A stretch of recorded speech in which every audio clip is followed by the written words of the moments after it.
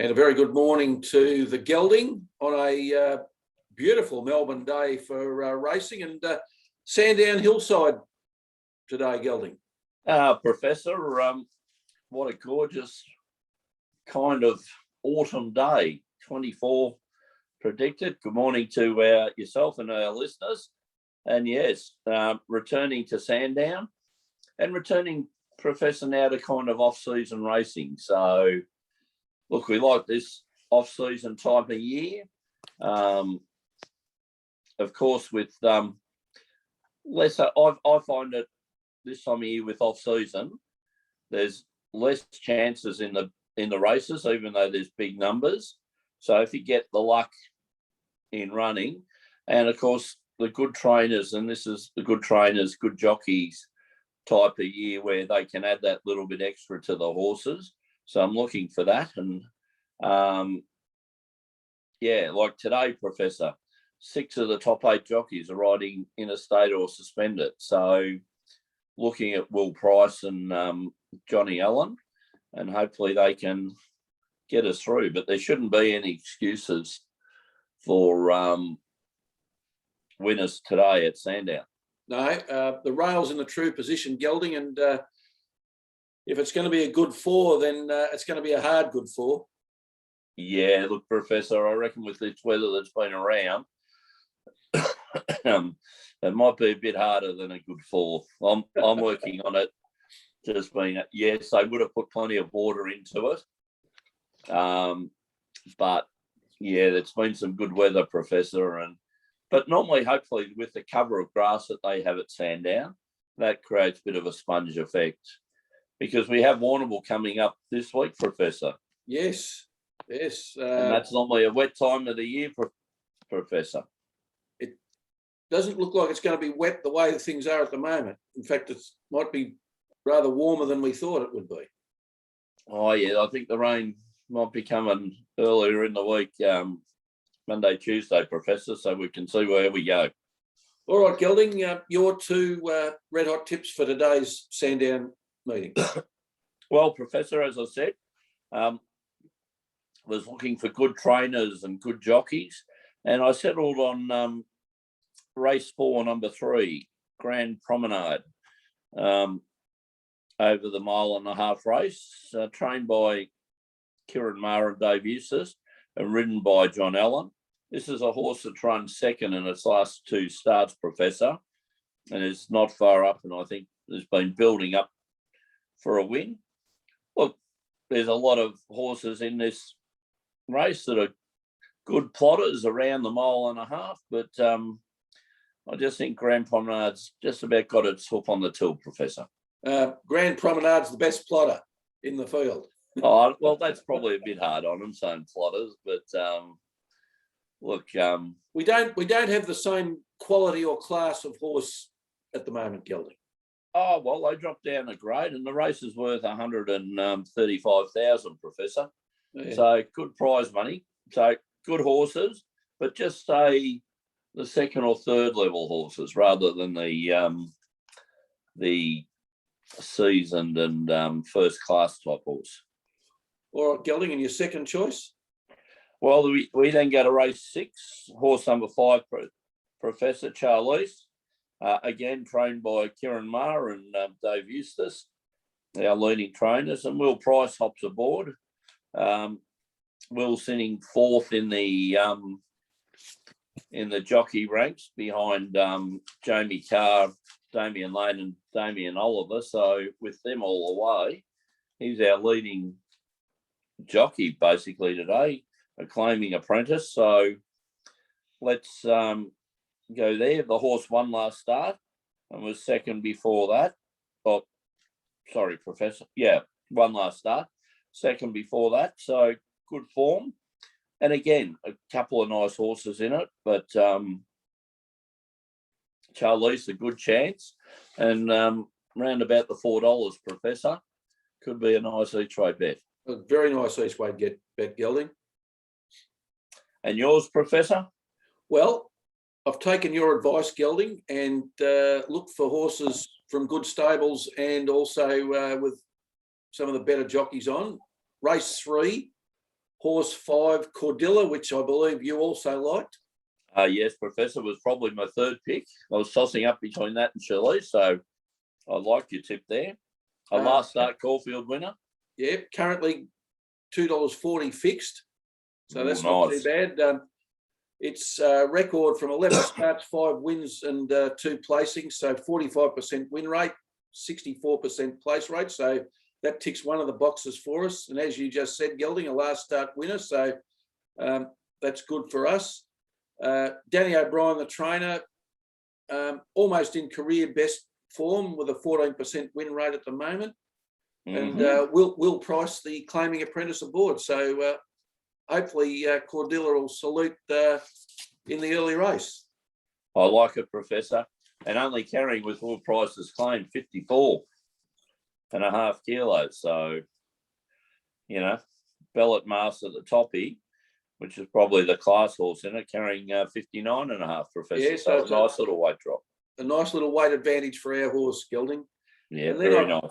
Then I've gone for the last race on the card, the Get Out race, race 9. I was looking at Vowmaster, and I know you were in this race as well, Gelding. I thought that would be very hard to beat, but scratched. Yes, and so another horse I liked in this race, also starting with the letter V, horse 2, Valaquenta, which is from the Blue Army. One of our favourite stables. Yes, ridden by Ben Allen. So yes, another jockey that's in good form, very good form. Gelding, you know, his career win rate is 11%, but over his last 50 rides, it's ballooned to 22%. So he's got a 100% increase in the winners he's riding over the last 50 races. So that's pretty good form, in my opinion.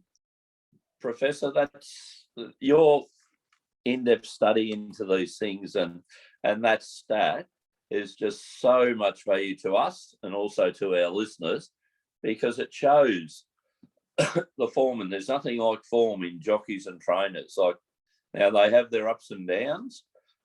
So those stats, when someone goes from 11% to 22% win rate in their last, 50 rides, that's fantastic research, Professor, and fantastic knowledge to our listeners. Also, so it shows he's getting better rides too, I think, Gelding.